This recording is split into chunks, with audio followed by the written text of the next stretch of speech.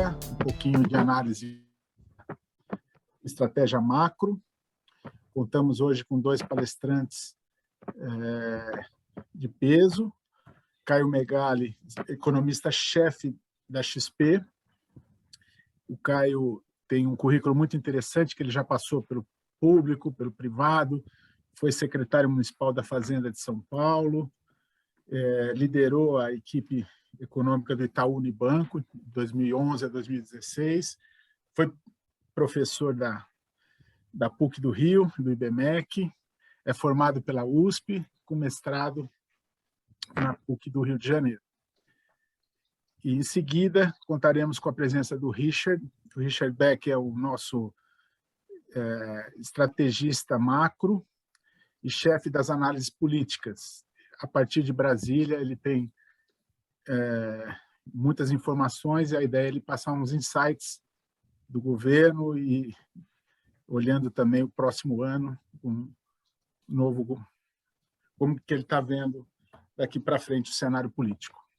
Então, Caio, acho que você pode começar e eu gostaria de pedir para que quem tiver perguntas, que já coloque aqui no nosso chat e a gente vai interagindo ao longo da apresentação, tá bom?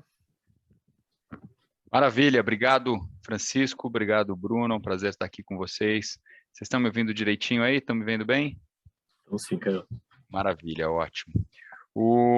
Então, deixa eu tentar aqui dar uma resumida, dar uma ajustada, né, para tentar ver onde a gente está, né? Porque a gente está num momento aqui, eu estou olhando aqui os preços de mercado, a gente nunca sabe, pode abrir o Bloomberg aqui, está subindo 3% a bolsa, ou pode estar caindo 3% dias normais, né?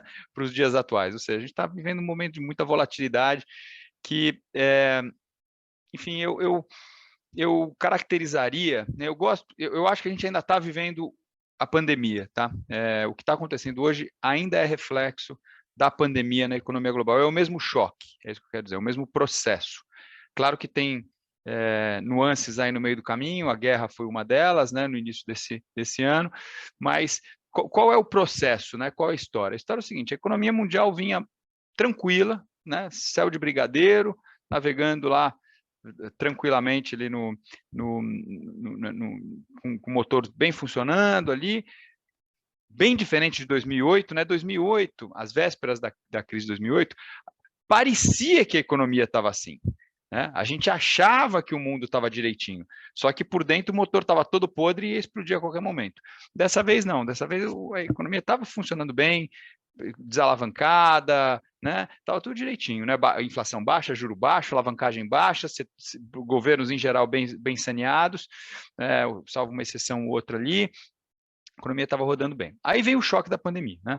A pandemia primeiro te joga para baixo, gerando recessão e queda de preço.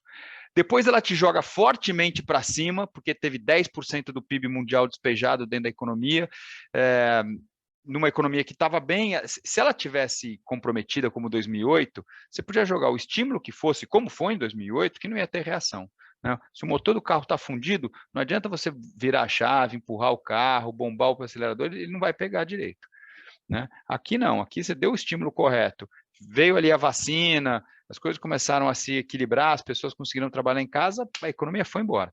Então a gente entrou numa segunda fase, que foi a fase ali do crescimento, do consumo, né? De uma sensação de que, pô, resolvemos o problema econômico aqui, né? Só que essa segunda fase, que foi marcada ali de meados de 20 a meados de 21, ela veio com exageros, especialmente em 21, né? Acho que assim, todos os estímulos, corte de juro, gasto, que foi feito em 20, tinha que ser feito. Em 21, já foi mais questionável. Por exemplo, fazia sentido o Fed ficar com juro zero até o começo desse ano, né? 2 anos de juro zero. Em 2008, ele ficou 5 anos com juros zero, mas é diferente, né? De como eu falei, era um outro momento. Aqui não, aqui a economia estava reagindo, a inflação estava já 6%, 7%, e o Fed lá com juros zero. O ECB está com juros zero até agora, né? A gente continuou dando auxílio emergencial no mundo inteiro, transferência de renda durante o ano que vem inteiro. Então, esse momento ali de euforia, de recuperação, deu lugar a uma terceira fase, que foi o superaquecimento e a inflação, né? Então, a gente passou a ter que lidar com um problema que a ideia era o seguinte: acabou 21, pisa no freio devagar, reequilibra e acabou o problema. Só que teve muito exagero e teve a guerra, né?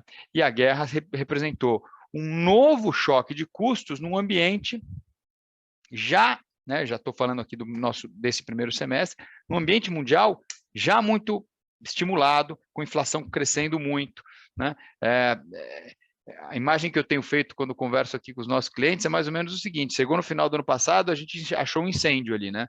Ó, tem um incêndio, mas o incêndio está se espalhando de forma assim, talvez devagar, tá? O bombeiro está na cidade vizinha aqui, ele está vindo, mas pode vir tranquilo que dá tempo de chegar. Só que esse incêndio, de repente chegou, a guerra jogou gasolina nesse incêndio e a inflação saiu do normal e virou um processo mais crônico. E aí os bancos centrais tiveram que pisar no acelerador. O Fed, que ia subir juro de 25 e 25, já subiu 50, já subiu 75. Acho que o ECB, quando começar na semana que vem no Banco Central Europeu, no mês que vem, quer dizer, vai subir 50, não pode começar com 25. Né? Tá todo mundo muito, como a gente fala em economês, muito atrás da curva. Então, agora a gente tem que lidar com esse problema. Né? A guerra ela não vai se equacionar tão rapidamente, né? Então ela vai continuar pressionando custos de produção. Ainda lidamos com problemas de Covid, né, ao longo do primeiro semestre, lockdown na China, etc., que manteve ali aquelas restrições de oferta. Então, assim, a pisada no freio da demanda tem que ser muito grande para se equiparar a uma nova realidade de oferta mais deprimida. Né? As pessoas perguntam, mas subir juros adianta porque é uma inflação de oferta? Funciona mais ou menos desse jeito. A oferta é dada por esse conjunto de coisas. E o juro tem que ser calibrado para que a demanda se equipare à oferta. Se a oferta foi lá para baixo, tem que jogar a demanda lá para baixo, para diminuir a pressão de preço. Então, vai ter que gerar uma recessão, vai ter que jogar o juro para 4% nos Estados Unidos, o juro, sei lá, para 2% na Europa, tem que subir. E isso provavelmente provoca uma recessão, que é uma recessão curativa. Eu vejo como uma recessão curativa, né? Uma ressaca que você precisa passar para reequilibrar os exageros do passado. Então, quando eu olho aqui os preços de mercado e vejo as bolsas derretendo e as commodities derretendo, né? Não é que assim, as commodities estão derretendo, mas o petróleo está 109, não é que o petróleo está a 60, né? Então, é o seguinte, a pisada no freio, tirar um pouco dos exageros ali. O mercado sofre também. A bolsa americana no final do ano passado, quando estava nesse negócio de euforia, juro baixo para sempre e tal, bateu o recorde histórico. Agora ela já caiu mais ou menos uns 20%, 25%, depende muito do dia aí que você pega, né? Mas a média histórica das recessões americanas são de quedas de bolsa da ordem de 30%. Então, acho que tem mais espaço para cair a bolsa aí, mais espaço para ajustar. E você, isso que você comentou, né, cara, é super importante. Assim, a gente já passou por outras crises, mas acho que até a XP soltou no relatório, acho que foi o Dex, que soltou, ele colocou um gráfico interessante mostrando a queda do S&P em momentos onde tem uma ruptura de uma bolha e quedas do S&P em momentos mais normais, né? E quando não tem nenhuma grande bolha, nenhuma grande crise ali estrutural, esses níveis de queda que a gente tem visto se aproximam muito dos limites, né? E de fato, assim, a gente já viveu crises onde a gente temia que as coisas fossem acabar, né? Em 2008 era o sistema financeiro, em 2020 era a humanidade, né? Você olhava ali, parecia Segunda Guerra Mundial, tudo vazio, tal.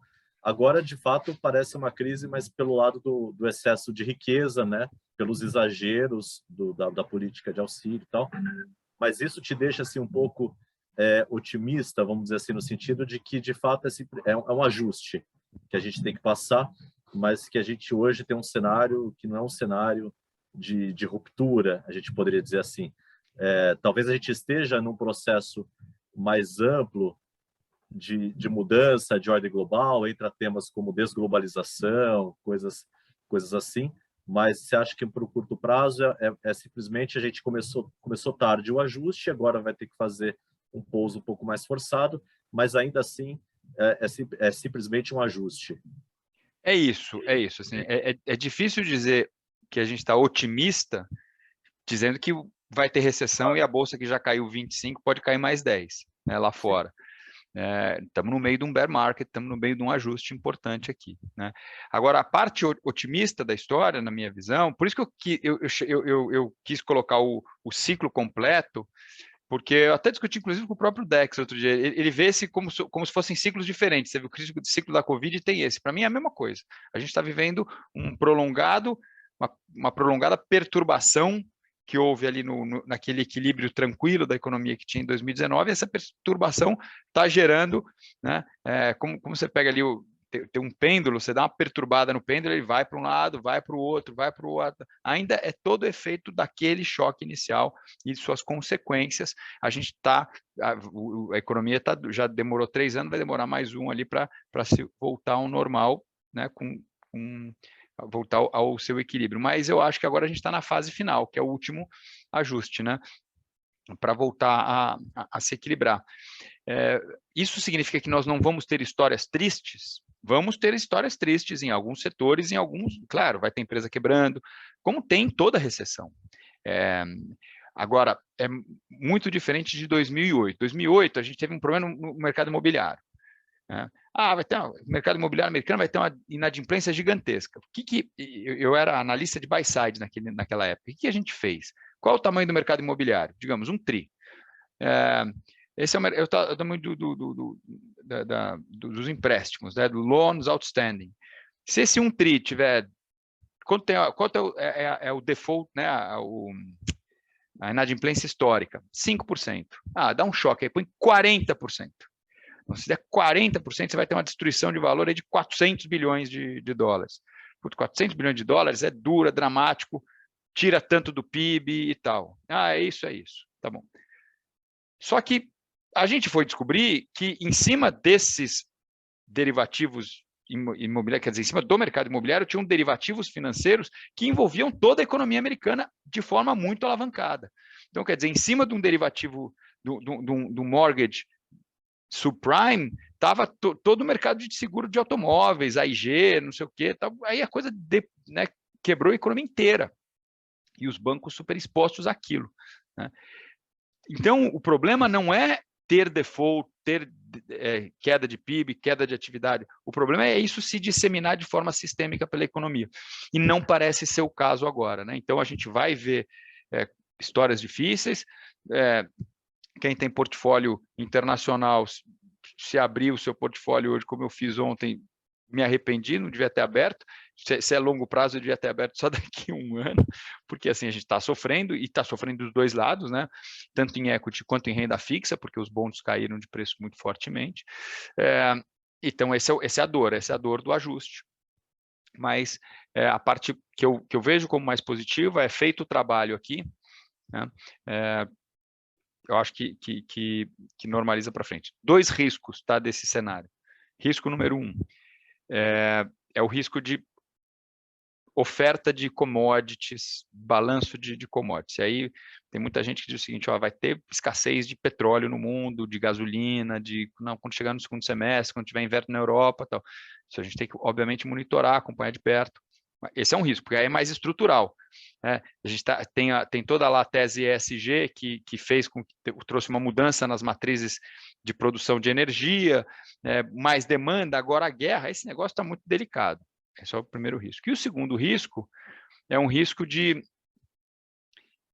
vamos chamar assim, de brasileirização da inflação americana. O que é isso que eu estou dizendo assim? A inflação americana começar a pegar aquelas características da inflação brasileira de inercialidade, indexação, isso não tem lá, né? Mas quando a inflação fica alta e por muito tempo, as pessoas deixam de marcar seus preços, né? Os empresários, a loja, o restaurante. Como é que você determina seu preço? O custo, uma margem, e vê quanto que a demanda absorve, né? E aí você determina seu preço. Dá para aumentar um pouquinho, não dá tal. Agora, quando você começa a aumentar o preço porque a inflação foi alta, então eu já aumento por conta, sabe? Foi 10% de inflação, então eu aumento 10%.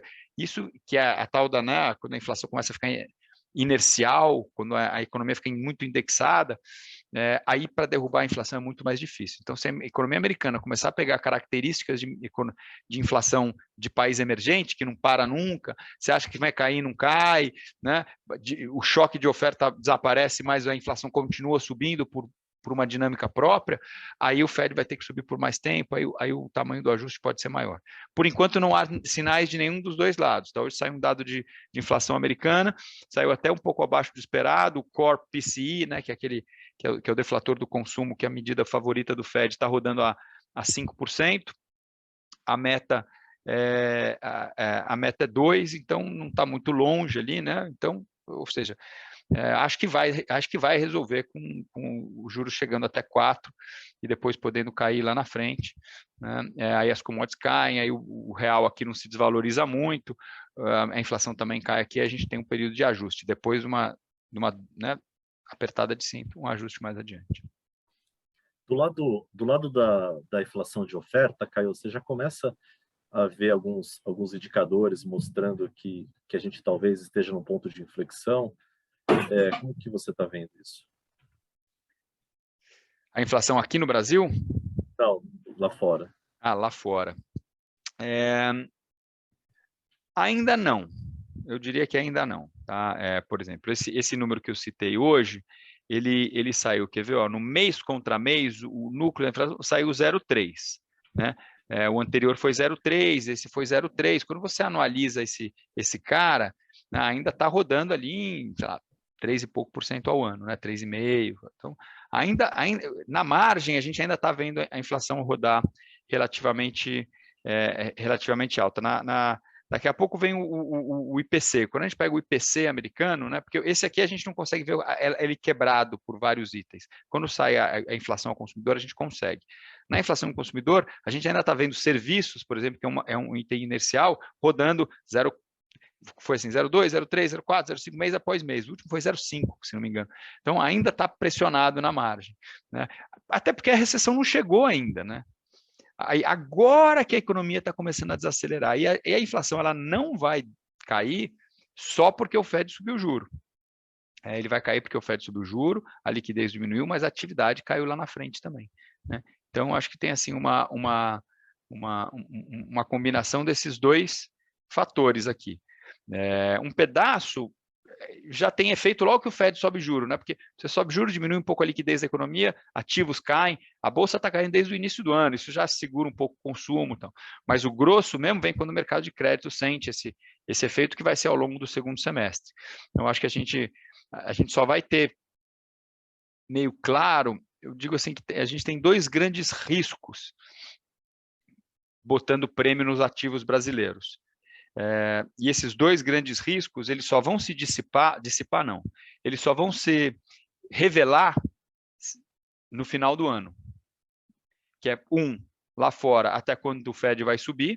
Eu acho que até o final do ano, a gente vai saber se é 3, se é 4, se é 4,5, a gente vai, acho que esse segundo semestre vai ser muito revelador. Se a gente não começar a ver uma inflexão da inflação no segundo semestre, aí a gente pode ficar mais preocupado. Acho que agora não, mas também não está cedo ainda. A minha expectativa é que lá, julho, agosto, setembro, a gente comece a ver de fato a inflação sentir. Mas se não sentir, vai ter que subir mais. Então, esse risco a gente vai descobrir ao longo do semestre. E o outro risco tem a ver com a nossa política doméstica aqui, né? Quem vai ser o presidente, qual vai ser a política econômica, como é que vai ser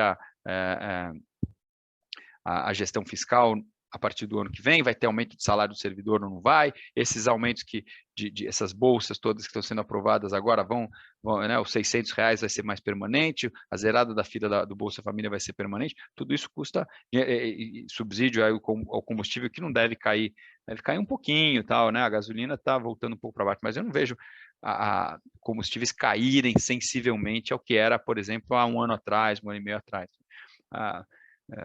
Como é que vai ser essa gestão da economia? E também isso a gente só vai saber no final do ano, depois das eleições, depois que tiver um ministro da Fazenda e depois que, de fato, a política começar a ser implementada. Então, acho que até lá a gente não vai... Essa espada vai ficar na nossa cabeça, mas vai ser um semestre muito importante, porque vai ser um semestre em que essas coisas vão se revelar. Né? Então, olho muito vivo em cada dado de inflação americana, olho muito vivo em cada dado de inflação aqui no Brasil, né? E olho muito vivo também, obviamente, em como vai ser a gestão da política fiscal, como é que vai ser o debate eleitoral, tudo, mas esse é um tema para a gente, que a gente vai descobrir também só mais adiante. Por enquanto, a gente só tem... Exato. Algo... E a gente vai falar um pouquinho com o Richard daqui a pouco também mais profundamente. Mas aí, entrando então em Brasil, lá fora, de fato, você tem esses dois componentes da inflação, né? Tanto do lado da oferta quanto do lado da demanda nos Estados Unidos, a pleno emprego e tal. O Brasil, você tem talvez um pouco menos esse problema da demanda, né? Acho que ainda tem bastante capacidade ociosa, o hiato de produto ainda parece assim mais aberto, né? Mas e aí olhando e a gente começou antes, né? O nosso ciclo de aperto, de ajuste. Olhando para o Brasil, a gente viu recentemente um pouco aqui a queda de preços de commodities, principalmente as agrícolas, tal. Como que você vê essa inflação no Brasil? Já dá sinais que o pior pode ter passado, ou também a gente vai ser meio passageiro desse cenário global?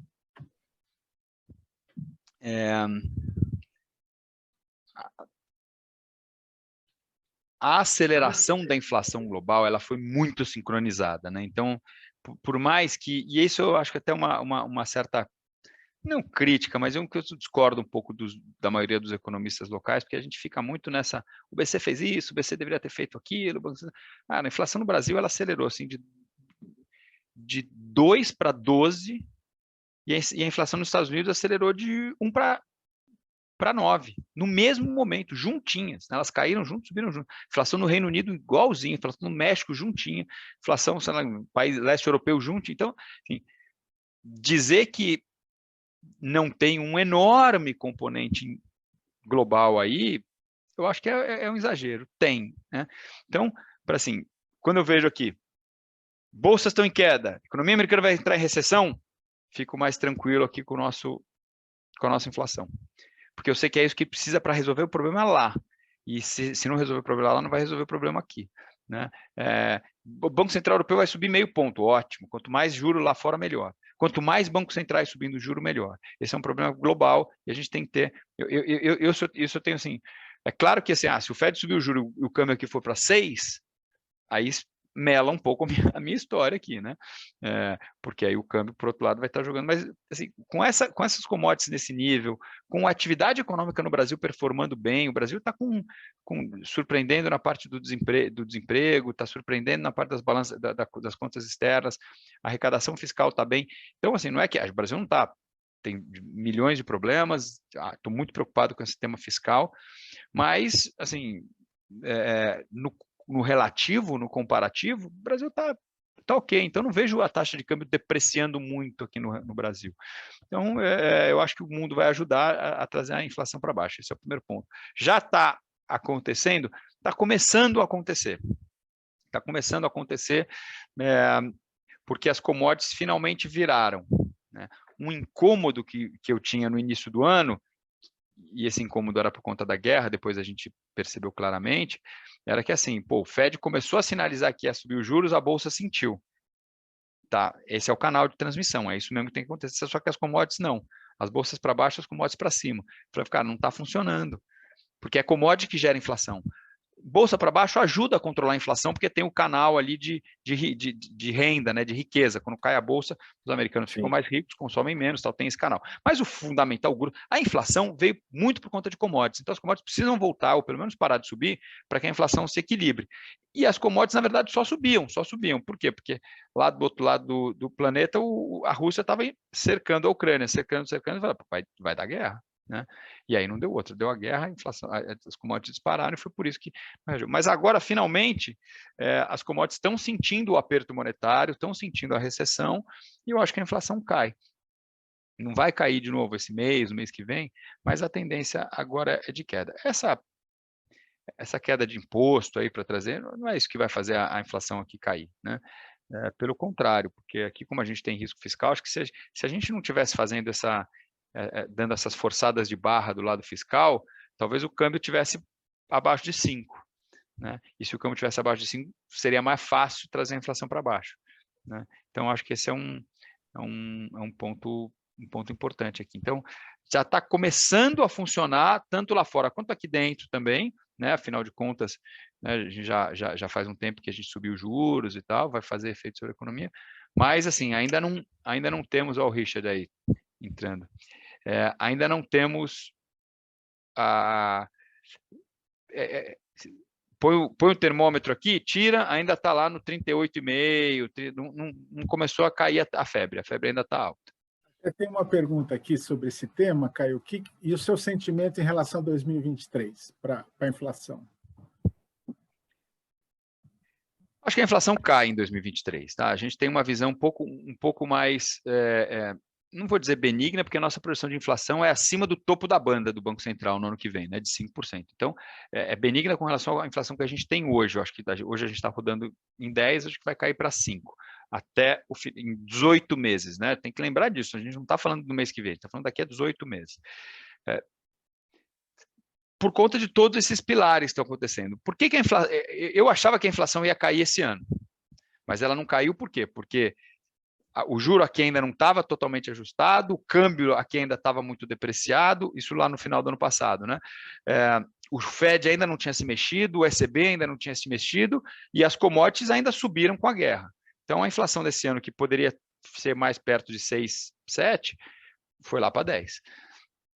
Agora, todas essas variáveis mudaram para o ano que vem. Agora o Fed está atuando, o ECB vai atuar, aqui a gente já jogou o juro, vai chegar perto de 14, o câmbio veio, né, não veio tanto quanto a gente gostaria, mas não está mais no 5,80, está agora mais perto de 5,20, já teve até abaixo disso. E vai ter recessão nos Estados Unidos. Então, acho que agora as peças, e eu acho que não vai ter uma nova pernada de commodities, né, pelo contrário. Então, e inflação, lembra, variação de preço, não é queda de preço, né?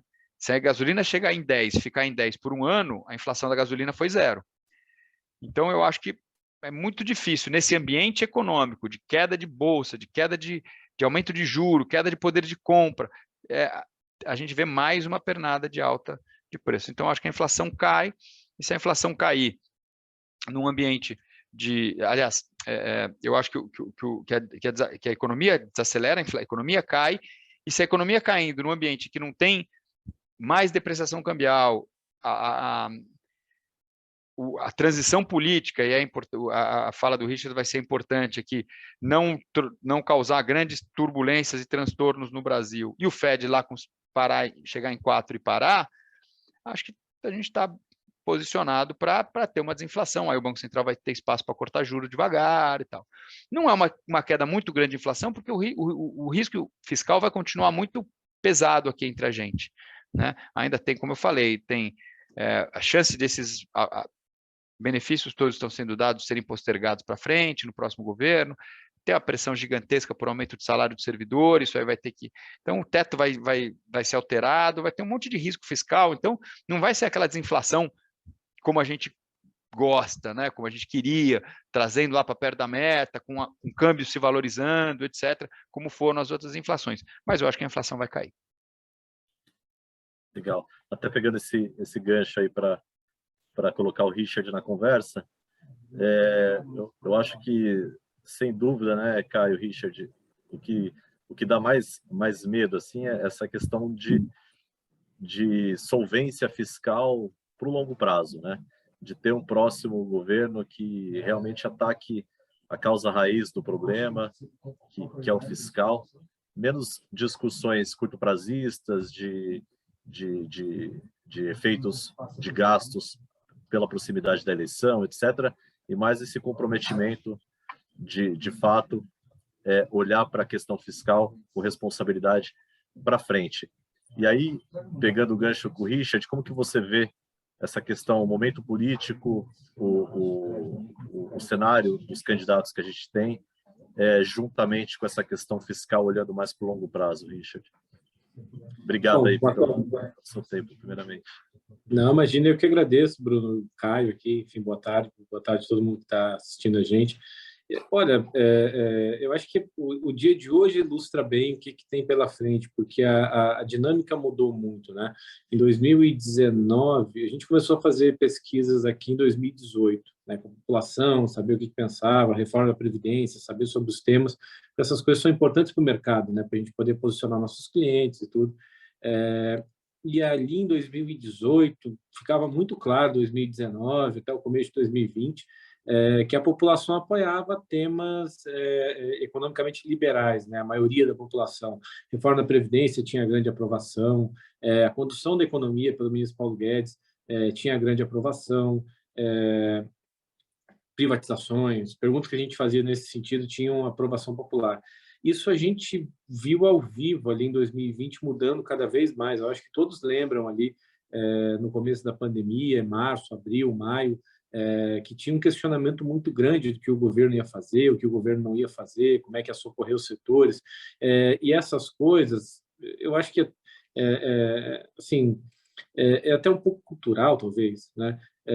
Mas as pessoas, desde esse momento, querem um pouco mais de Brasília. Então, está todo mundo, assim, a maioria dos setores está muito mais apta e muito mais disposta a disputar o orçamento público do que estava antes. Antes o humor no país era um, agora o humor no país é outro. Então, quem está muito pobre quer alguma coisa do Estado, né? Quem não está tão pobre, mas perdeu na pandemia, acha que o Estado poderia ajudar de algum jeito. Políticas de privatização, de corte de gastos, elas não são mais tão populares como já foram.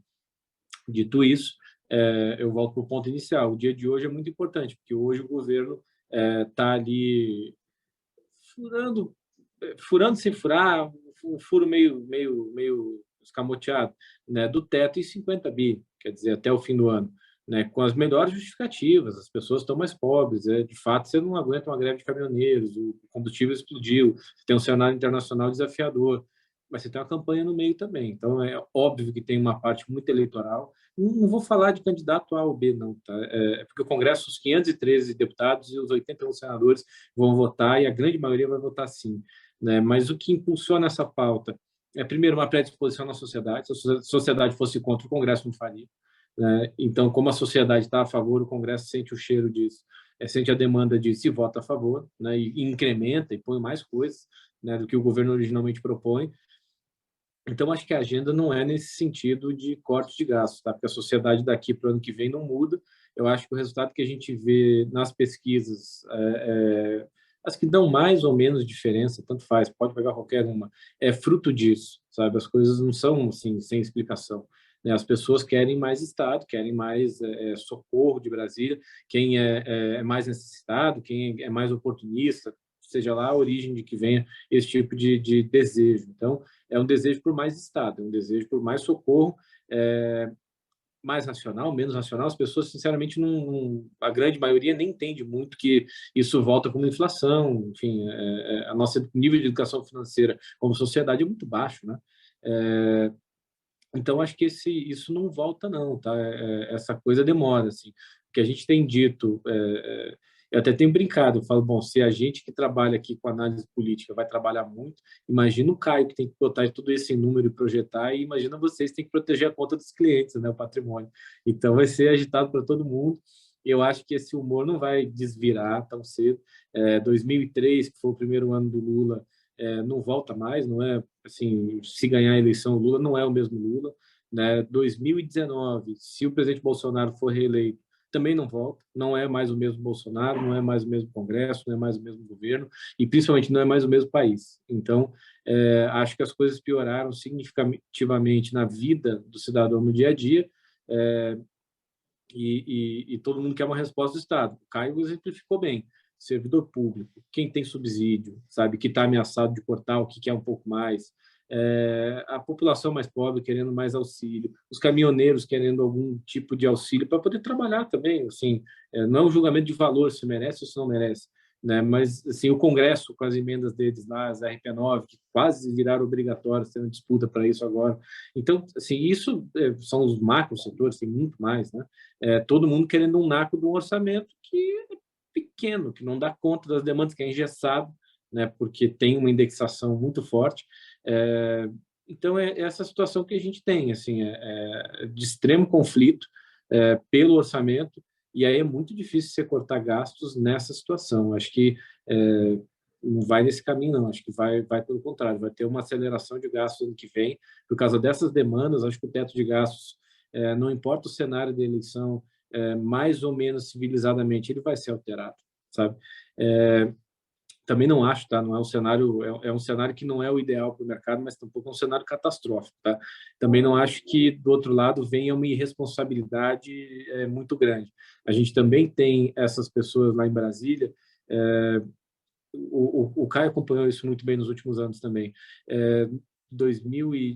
De 2015, quando eu entrei na XP para hoje, tem o crescimento de uma consciência, uma massa crítica ali em Brasília, não só no Congresso, mas no Executivo também, os funcionários de carreira, de que você não pode, enfim, não é ilimitado, sabe? Coisas que nós vimos ali em 2011, 12, 13, principalmente 14, né, sendo feitas, elas não são mais feitas daquele jeito, sabe? Apesar da lei, apesar de qualquer circunstância, você tem algum nível de coisas fora da curva, que nem essa PEC que está sendo votada agora, esses 50 bi, no ano passado teve precatórios, mas ainda assim são coisas que tentam respeitar uma mínima regra, né? Tentam dar algum nível de previsão, assim, de qual é o tamanho do estrago, pelo menos. Não é contínuo, não é descontrolado e não é um modus operandi, né? Então, tem uma massa crítica em Brasília importante para não deixar as coisas descontrolarem, né? Então, se não vai ser tão bom, também não vai ser tão ruim, né? É aquela coisa, pelo menos para o primeiro semestre do ano que vem, talvez o primeiro ano, que vai ser um orçamento meio bagunçado, né? Porque o orçamento feito em ano eleitoral ele é meio bagunçado. Você vai ter assim aquela coisa do Brasil meio Brasil tradicional, assim meio grande, meio sem direção, sabe? Meio tentando entender a própria vocação. Então, acho que o ano que vem, independente do resultado da eleição, isso eu acho que é dado porque as condições são essas, né? Está posto assim, né? Você vai ter uma espécie de transição da saída, talvez, da crise do Covid, né? O Brasil vai tentar ver o que sobrou, assim, economicamente, socialmente, porque a gente teve um agravamento da distância de renda dos mais ricos e mais pobres que é relevante. Não tem país saudável no primeiro mundo que não cuide disso. Então, a gente também tem que ter uma preocupação nesse sentido, né? E eu acho que ano que vem vai ser um pouco para o país se reencontrar, fazer o próprio diagnóstico e saber o que quer do resto dessa década, porque vai ser muito definidor. O diagnóstico foi feito no ano que vem. Não acho que a gente acerta a mão e volta para uma agenda de reformas, uma agenda mais modernizante, mas também não parece, tanto faz as candidaturas que vençam ano que vem, das duas que lideram, que vai ser uma agenda só do passado, sabe? Eu acho que é uma agenda mais Brasil, ali mais do mesmo, tentando ver o que consegue fazer e como consegue sobreviver desse cenário internacional que vai ser desafiador, né?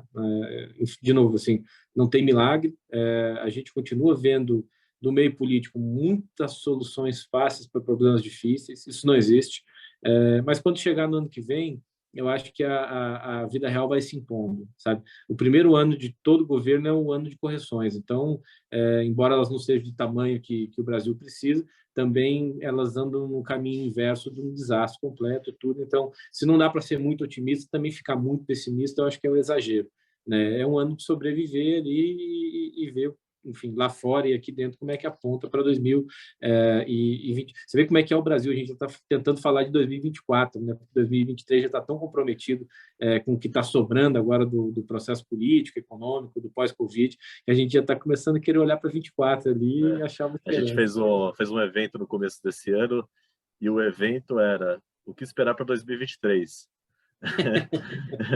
E agora você está falando de 2024, já deixa a gente um pouco de medo aqui. Mas o Richard, ele comentou bem no aspecto de que dificilmente a gente pode esperar reduções de gastos, né, Caio? Muito pelo contrário. Do lado da arrecadação, se por um lado a queda de commodities ajuda na inflação, por outro lado atrapalha na arrecadação. Como que você vê essa relação, arrecadação, o numerador e o denominador ali na dívida PIB? Como que você vê esses dois fatores?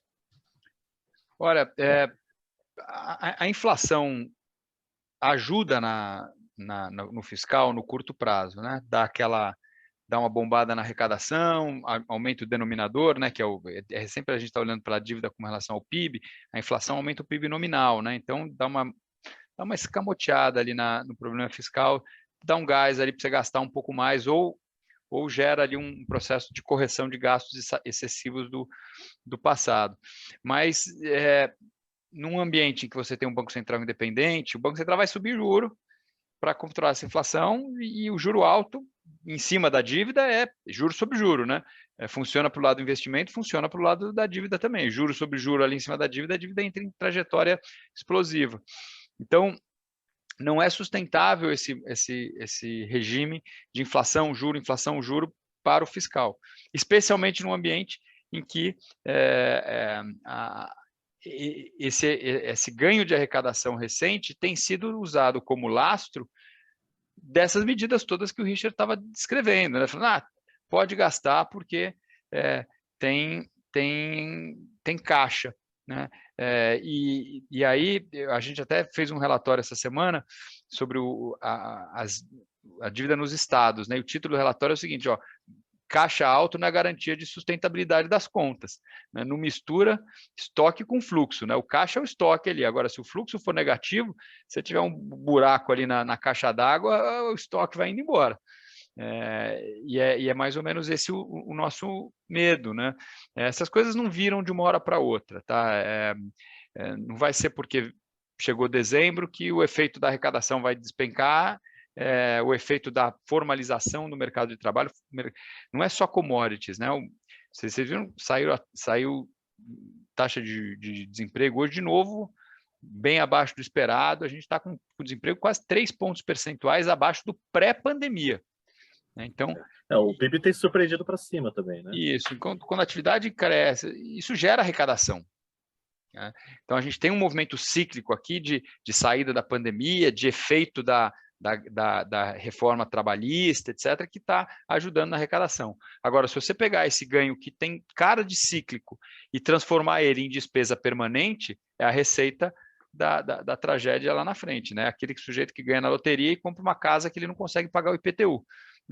Ele vai ter a casa, no ano seguinte ele está quebrado. 2, 3 anos ele tem que devolver a casa porque não conseguiu pagar a manutenção da casa. É isso. Então, isso foi um pouco do que aconteceu lá na década passada, né? Há 2 décadas atrás, na verdade, lá nos anos 2000, quando a gente teve esse ganho de arrecadação com commodities, mas isso foi transformado em aumento da despesa permanente, com contratação de serviço do servidor público, foi onde inchou muito a folha, né? Aí, quando as commodities viraram, a folha não desincha, né? E aí aquilo ficou e levou a crise que nós começamos a ver lá em 2014 e estamos lidando com ela até hoje.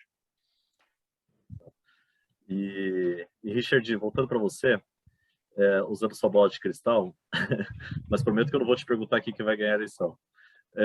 Se a gente fosse pegar assim, alguns fatores assim, importantes, como, por exemplo, visão externa, política externa sobre o Brasil, responsabilidade fiscal, talvez aí medidas que retrocedam ganhos do passado que a gente teve, né? Uma volta ao passado. O Caio citou reforma trabalhista, tem aí teto de gastos e tudo mais, pautas reformistas, juntando todos essas variáveis importantes. Como que você vê assim os 2 candidatos principais, Lula e Bolsonaro, indo para essa disputa? Eu ia fugir aqui, eu ia dizer, não, o que você está falando aí é a Simone Tebet, viu? Porque, assim, o mais parecido com o que tem ali do pós-governo da ponte para o futuro. Estou descartando, mas esse é um risco de cauda ali que mas não sei se a gente pode considerar ainda. Mas ia ser malandragem minha responder isso. Não está posto, não. A gente nunca acreditou muito em terceira via, assim. A gente olhava desde o ano passado e era muito difícil, porque o Bolsonaro lidera a direita com muita força política, né? E o Lula lidera a esquerda com muita força política, não é de hoje, é de muito tempo. Então, é difícil alguém se construir no meio disso, né? Conseguir ser nenhum nem outro, assim... você entra numa opção difícil, que nem o Alckmin teve que fazer em 2018, que ele primeiro ia ser contra o Bolsonaro, para depois ser contra o PT, e aí bateu muito no Bolsonaro, só que aí causa uma rejeição na turma do Bolsonaro. Então, não tem muito como encaixar, né, quem está entre os dois ali, porque os dois são muito fortes politicamente. Então, assim, são os dois mesmo, a gente nunca achou que fosse diferente disso, acho que está caminhando para esse cenário mesmo. Olha, internacionalmente, assim, tem várias facetas disso, né? Se você olhar em termos ambientais, acho que o Lula tem uma visão muito melhor. né, do que o Bolsonaro. Então, esse fluxo de ESG, esse dinheiro mais ligado a meio ambiente internacional, ele volta para o Brasil se o Lula ganhar a eleição, por óbvio, né? O Bolsonaro, uma parte ele criou, uma parte foi criada, né? Mas existe, o fato é que, vamos discutir fato, né? O fato é que existe uma grande rejeição a ele nesses ambientes, né? E em governos também, né? Enfim, é o que é, né? O alinhamento ao Trump, o Trump também não tinha uma boa imagem ali com a Europa, com outros países, e a gente está falando de fluxo, então, enfim, as coisas são postas desse jeito. Então, o Lula tem uma imagem melhor. Nos mercados, no mercado de capitais, eu fiz 2 rodadas assim lá fora e não tem muito preferido, não. Eu acho que tem uma imagem aqui dentro de que o Lula é preferido lá fora. E eu acho que tem mais uma rejeição dos investidores institucionais, né, fundos e bancos, com quem eu conversei com muita gente, enfim, Estados Unidos e Inglaterra, principalmente, que são os maiores mercados, né, no Ocidente.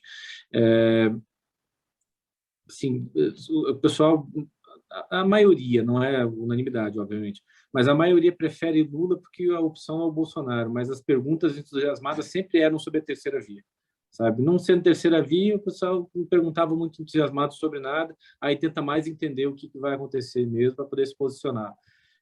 Mas ninguém muito apaixonado pela tese de Brasil, que veja bem como se vende isso um pouco, né? Eu acho isso um pouco equivocado, tá? De dizer que preferem A ou preferem B. Preferem ninguém, assim, preferem quem vai dar condições do país ficar mais saudável, sabe? Que tem uma imagem um pouco melhor para o cara poder justificar para o board dele por que ele tem que investir no Brasil, o país que ele perdeu dinheiro em 2012, 13, né? Saiu machucadíssimo daqui, saiu machucado no episódio lá do Joesley, né? Então, não é fácil para o investidor internacional olhar para o board dele e dizer, vamos investir no Brasil porque o Bolsonaro vai ser reeleito. Não é nada fácil. E não é nada fácil para o cara olhar e dizer, vamos investir no Brasil porque o Lula vai ser eleito. O cara fala, mas o Lula é aquele lá de trás, é ele, sabe? Então, não é fácil assim, para o investidor explicar para o board dele por que ele vai alocar risco no Brasil. E aqui nos locais eu acho que tem uma preferência pelo Bolsonaro, eu acho que mais por uma confiança de que talvez o Paulo Guedes ficasse ou fosse alguém na linha dele. Já foi maior isso, assim, entre os gestores, né, aqui no Brasil, institucionais, eu acho que já foi muito maior essa preferência pelo Bolsonaro, mas eu ainda acho que ela é majoritária. A gente faz uma pergunta lá, antes de uma reunião pré-Copom, que a gente costuma fazer com os economistas ali, que o Caio pilota, né, Caio? E os preços para Bolsonaro e Lula são muito parecidos, né? Bolsonaro, bolsa 125 mil pontos, Lula 120, dólar com Lula 5,20, com Bolsonaro 5, mas sinceramente eu acho que esses preços aí, eles são assim, o racional falando, mas se o Bolsonaro amanhã, por alguma razão, bater 45% na pesquisa, eu acho que o mercado melhora, né, Caio? Não é tão racional assim, né? É isso. Então assim, a divisão eu acho que é mais ou menos essa, assim, no mercado, acho que localmente o Bolsonaro ainda tem a preferência dos investidores institucionais, especialmente, com quem eu me relaciono mais. Lá fora, o Lula, e na agenda ambiental e institucional mesmo, sabe? ONU, esses sistemas de organismos internacionais, acho que o Lula tem vantagem. E aí você lá dentro da Brasil... Você pode falar, Fred. Vou pegar um gancho aqui.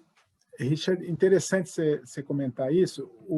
As eleições de 2018 teve uma conotação relativamente alta de mudança, né? Assim, o Congresso mudou bastante, né? Como é que você vê agora, focando um pouco em Congresso, haverá uma mudança como tivemos em 2018? Fred, você sabe que eu costumo olhar o Congresso não pelo CPF, mas pelos CNPJs. Então, os partidos mudam muito pouco, sabe? Se você for olhar, teve de fato uma renovação, teve gente nova, então o Novo cresceu, Tabata Amaral mais pela esquerda, você tem ali expoentes de várias correntes que são pessoas novas, pessoas que não tinham experiência política, não tinham participado, mas que chegaram lá. Mas você tem também uma parte da renovação que ela é meio fake, que era o filho, o sobrinho, o cara que era prefeito virou deputado, o cara que era deputado estadual, o que era senador e virou deputado que não ia se reeleger senador. Então, uma parte dessa renovação, ela não é renovação de verdade. já era gente que estava na estrutura, que já operava a estrutura política de um determinado jeito e que mudou de lugar, mas opera ela do mesmo jeito tradicional de ser. Eu acho o que acontece assim, em 2020 foi uma eleição com altíssima taxa de reeleição, e eu acho que é um dos legados do Covid também isso, né? As pessoas em 2020 votaram em quem já tinha alguma experiência administrativa, política, não colou muito como foi em 18 o discurso de novidade, sabe? Mesmo os deputados, eu estava falando com alguns deles que se elegeram pela primeira vez em 18 com o discurso de renovação, eles agora já estão fazendo campanha dizendo para as pessoas, olha, eu sou deputado, viu? Eu já sou deputado. E é para passar essa imagem de, olha, eu tenho experiência, eu já estou lá, porque eles mesmos estão sentindo isso. Então, eu acho que, assim, do ponto de vista dos CNPJs, do centrão, os partidos de esquerda, os partidos de direita, o tamanho vai ser mais cosmético, vai mudar pouco. Tá? A correlação de forças, coisas assim, muda pouco. Eu acho que o Lula vai puxar um pouco mais de votos para o PT, então o PT pode sair de 55 deputados que elegeu, 56, para uns 70, 80, porque o Lula transfere mais votos do que o Haddad transferiu, então ele puxa mais a bancada, né? Historicamente, ele entrega mais votos, né, para os deputados do que o Haddad conseguiu entregar em 2018. Bancada do Bolsonaro, mais pessoal ali dele, 50 deputados, 60, deve ficar do mesmo tamanho, pode crescer um pouco mais pela força do agro, né? Mas aí mistura um pouco mais com a bancada do agro também, da segurança pública. E, assim, mas eu acho que, do ponto de vista dos CNPJs, é isso, acho que tem pouca alteração. E do CNPJ sempre tem uma renovação de 40%, 50%. Agora, a renovação real, aí é 15%, 20%. E a renovação que mais importa, que é a interna, da cúpula, aí eu acho que é 0%. Sabe? Quem está estabelecido lá, a disputa pelo poder dentro do Congresso, ela é muito forte. E quem está lá não sai, não larga o osso de jeito, não falo português, né? Não larga o osso de jeito nenhum. Você tem lá o Renan, que não vai abrir um centímetro de espaço, não é para um senador qualquer, é para o filho dele que vai ser elegido senador. O Renanzinho não vai ganhar um centímetro de espaço do senador Renan Calheiros se não lutar e não conquistar. Sabe? Ele não vai abrir voluntariamente, não vai sair de uma comissão para botar o filho, não vai sair de uma CPI para botar o filho, de uma liderança para botar o filho. Você não abre nem para o filho, imagina para um desconhecido. Então, essa renovação interna, que é a que importa, ela é sempre muito mais lenta do que essa renovação da urna. Né? O que é importante é ir renovando esses 15% que constantemente renovam, porque em algum momento essa transição é forçada. Se a gente tem pouca esperança de renovação para essa eleição, eu acho que para 26 a coisa fica mais aberta. Tanto porque pode ter alguma demanda mais forte de reforma política, aí você abrir um pouco mais, quebrar o monopólio dos partidos, acho que é importante, né? Para 26, mas mesmo para candidaturas nacionais, né? A presidente, você tem o Eduardo Leite, o que ele vai fazer em 26? Vai ser candidato a presidente, não tem mais nada para fazer. A própria Simone, pode ser um nome lá na frente, quer dizer, esses nomes que foram importantes ali, que tiveram destaque desde 88, a primeira eleição, eles, por uma razão, ou que estão muito velhos, ou que muito desgastados, na próxima eleição já estão muito fora, né? Então, eu acho que a próxima eleição presidencial é a eleição que a gente vai conseguir discutir um pouco mais de renovação em mais níveis, né? Não só no presidencial, mas também isso espalha para o Congresso, esse sentimento, né, na sociedade. Aí, falando de nome antigo, né, Richard, a gente tem o Alckmin ali na chapa com o Lula. O Bolsonaro, talvez, acho que eu concordo com você, o mercado acho que prefere, meio que já sabe talvez o que esperar, tem o Guedes, tudo mais. O Lula ainda tem muita incerteza ali por trás.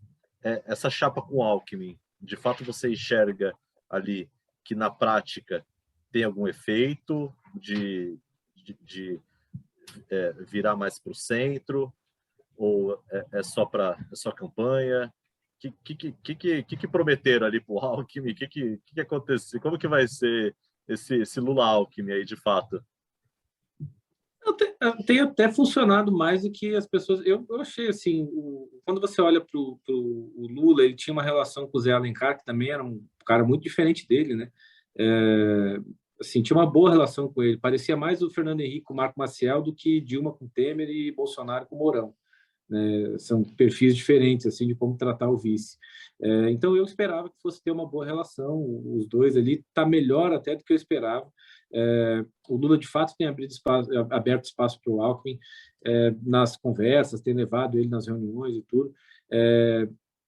O Alckmin, assim, não é um campeão de desenvoltura que vai vir no mercado e vai virar o mercado para o Lula, que vai pegar setores empresariais, o agro. Ele não é, ele é um cara contido, tudo, mas é um cara sólido, né? E eu acho que traz, se não fosse o Alckmin, fosse uma outra pessoa X qualquer, tirava um pouco de solidez, né? Você olha ali e diz, bom, o Lula vai viajar o tempo todo, vai tentar fazer essa agenda internacional que ele gosta, que ele acha que vai ter sucesso. Né? O cara que vai ficar no Palácio do Planalto em caso de vitória do Lula é o Alckmin. Então, surpresa não tem. Né? Um cara sólido, um cara experiente, que não vai fazer maluquice, né? Que não vai ficar brigando em público, não é multa dele. Então, você passa um pouco de solidez e estabilidade. O que o Alckmin viu ali que é importante para ele? Ele ia para uma eleição do governo de São Paulo, que primeiro que se ganhasse ia ser o 5º mandato, né, para o governo de São Paulo. Esse negócio cansa, né? Assim, o cara fazia a mesma coisa, assim, tanto tempo na política, e depois que não era garantido que ele ganhava, o Tarcísio tem uma candidatura forte, o PT tem uma candidatura, se talvez não seja vitoriosa, é competitivo. O Lula vai ter seus 35% de São Paulo e vai transferir tudo, assim como o Bolsonaro vai transferir do outro lado. Né? E o Rodrigo Garcia, né, é um cara muito forte, muito articulado, sabe mexer a máquina aqui, então ia ser difícil para ele. Imagina, o Alckmin estava no programa do Rony Von, gente. E agora, se o Lula ganhar a eleição, ele vai morar num palácio. E de vez em quando vai ser presidente da República. Está dado o ganho, né, para ele, assim. É evidente ali, né? Voltou para a política, volta para a fila, porque na cabeça dele, evidentemente, ele já está pensando na próxima eleição. Pô, sou o vice, sou o candidato natural à sucessão. Né? Então, volta para a fila, que é um negócio que ele estava completamente fora depois da eleição de 18. Então, sim, para ele tem muitos ganhos políticos, né? Tem uma outra coisa que eles falam, que eu acho que é assim, eu acho que é mais difícil do que parece, mas eles estão começando a discutir, que é tentar juntar um pouco do que era ali, mais parecido com o que era PT, PSDB, né? Fazer a disputa voltar um pouco para aquilo na primeira década enfim, na década retrasada, no caso, né? E o Alckmin representa um pouco isso, que é baixar um pouco essa temperatura. Eu acho que redes sociais não deixam voltar. Acho que é uma tentativa que não acontece. Mas baixar um pouco, ser uma disputa um pouco mais institucionalizada e menos... assim, a gente vai ver gente agredida no meio da rua na campanha, vai ter esse tipo de coisa, sabe? O Bolsonaro levou uma facada em 2018, quer dizer, é tentar tirar um pouco disso, sabe? E o Alckmin tem um papel, pelo menos ele julga que tem um papel em tentar institucionalizar um pouco as disputas políticas e ele se juntar a um adversário histórico, assim, é um sinal nesse sentido, né? As pessoas que se referenciavam nele no PSDB dizem, bom, peraí, então tem alguma coisa acontecendo aqui, vamos pensar um pouco mais, sabe? Sim, mas eu acho que leva pouco voto, né? Embora seja simbólico, ajude nessa coisa de mostrar que pode ser que venha algum nível de pacificação do país, coisas do tipo. Pouco voto, mas tem o seu valor simbólico, assim. E eu acho que é isso, mais que isso não tem muito. Legal. Cara, deixa eu fazer a última para você aqui. A gente falou um pouco de China. Acho que teve uma questão muito importante nesse conflito Rússia-Ucrânia todo, é que talvez, não lembro antes de ter acontecido, foi usada uma arma de guerra, que foi o dólar, né? Os Estados Unidos chegou ali e falou, bom, todo mundo tem reserva em dólar, então, mas não pode usar, vamos mexer aqui no SWIFT e tal. E aí a China olhou e falou, caramba, eu estou cheio de reserva em dólar aqui também. Isso cria ali mais um ponto de instabilidade, né, para o futuro, nesse contexto de contestação do dólar como reserva de valor no mundo e tal. Como que você vê essa questão da China contra Estados Unidos, assim, as duas economias se degradando, né? Como a gente teve, a gente vive, né? Nesse contexto de Guerra Fria ali na China e Estados Unidos, tal. E como que a China ela vai se portar daqui para frente? O papel da China é uma grande dúvida, né? Foi um grande debate aí nesse período todo. Chegou-se a colocar ali no início da guerra. O mundo rachou em dois: Estados Unidos e Europa de um lado, China e Rússia do outro, né? Aí eu me lembro um artigo do Gavekal, que é um dos consultores internacionais nossos, o cara fez um gráfico ali mostrando fluxo comercial dos Estados Unidos com a China, 25% do fluxo da China, com a Europa, 20 e tantos por cento, com a Rússia, 2%. Aí ele falou assim, vem cá, você acha que a China vai virar as costas para 50% do fluxo comercial dela e vai se aliar com a Rússia, que está invadindo a Ucrânia, a China com seus desafios pessoais ali de crescimento, precisa crescer. Então, na prática, ali a narrativa começa a ficar meio outra, né? E tem um outro detalhe, né? O mundo entrou num debate de desglobalização. Será que vale a pena ter concentrado tanto na China, na Ásia, a nossa produção de insumos? Será que não vale diversificar? Os Estados Unidos estão se reindustrializando, o Brasil está sentindo isso. Então, a China está, na verdade, com medo de perder protagonismo. Pode perder protagonismo no comércio global. E eu acho que ela vai adotar uma postura mais pragmática com relação a isso. Então, esse é um ano muito delicado para a China, tem eleições lá, eleições numas, né? Na verdade, é diferente a eleição lá, né? É a consolidação dentro do partido ali, mas é importante para o presidente que a economia retome no segundo semestre, volte a crescer, volte a exportar. Então, eu acho que essa história do dólar como reserva de valor também, na verdade, ele se consolidou como reserva de valor nesse período todo. As pessoas, mais do que nunca hoje, não querem saber de yuan, não querem saber de euro, onde é seguro, mas é o dólar mesmo, né? Tem mais aceitação, tem mais né? Trânsito global. Então, é claro que assim, uma diversificação um pouco em euro, tudo, mas assim, eu não vejo os Estados Unidos perdendo o protagonismo, não vejo a China querendo entrar numa guerra maior do que ela tem normalmente com os Estados Unidos, né? Na época do Trump, era muito vocal, né, nas redes sociais ali, mas a verdade é que a relação China-Estados Unidos é tensa desde sempre, com Clinton era tensa, com Obama era tensa, e não é isso que a gente não mudou de patamar, vai ser o que sempre foi, com uma certa tensão, disputa, mas uma necessidade né, mútua dos Estados Unidos, da China vender para os Estados Unidos e dos Estados Unidos venderem títulos para os chineses, né, também. Tem um tema aqui, só uma perguntinha, e como fica o Brasil com a China e a relação entre os dois? O Brasil tem uma integração muito grande com a China, né, do ponto de vista de necessidades ali. O Brasil importa muito componente e a China importa muita commodity. Então a China depois dos Estados Unidos, é o principal país a ser acompanhado no mundo. Acho que a pergunta foi muito boa. Aqui mais recentemente aqui, a China tem passado por um ciclo diferente do nosso, do resto do mundo, né? Ela desacelerou antes, agora quando está todo mundo subindo o juro e apertando, a China está estimulando, porque a desaceleração já veio, então a China ficou meio desincronizada, fechou toda a economia de novo por conta do Covid, então teve uma certa desincronia, mas eu acho que ao longo do tempo a gente vai voltar a ter aquela relação de interdependência, que é saudável até certo ponto, porque nos dá um grau de barganha com os Estados Unidos importante também, né? A gente tem aqui tem boas relações e relações de interdependência importante com os dois.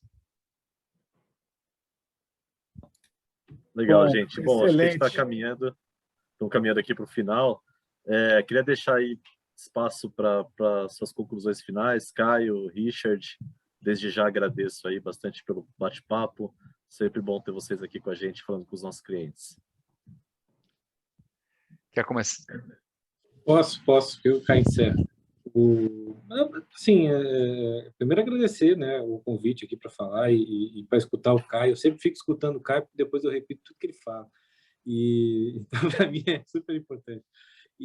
Mas agradecer, e assim, o que é uma mensagem que eu acho que vale a pena, assim?